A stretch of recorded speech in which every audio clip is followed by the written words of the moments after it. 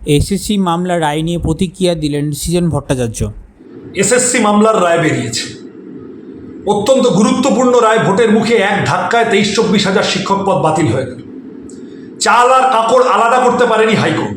তৃণমূলের দুর্নীতির সৌজন্যে যোগ্য চাকরি প্রার্থীরা মার খেয়ে গেলেন।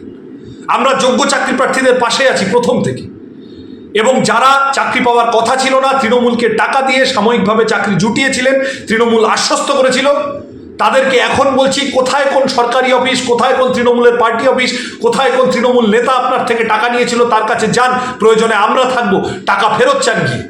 মানুষকে লুট করে, মানুষকে বিভ্রান্ত করে যারা আঙুল ফুলে কলা গাছ হয়েছে, তাদের শাস্তি প্রয়োজন।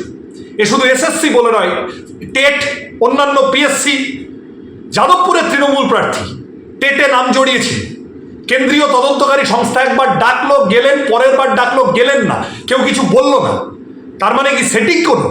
কোন সেটিংয়ের বরাব হয়, কোন সেটিংয়ের ভরসায় তৃণমূল দুর্নীতি করে গেছে এতদিন? আমরা এগুলোর জবাব চাই, দুর্নীতিগ্রস্তদের শাস্তি চাই। যারা যারা চাকরি চুরিতে নাম জড়িয়েছে, হয় জেলে যাবে, নয় বিজেপিতে যাবে। বিজেপিতে গিয়ে পার পাবে না, জেলে পাঠানোর জন্য লাল ঝান্ডা আছে।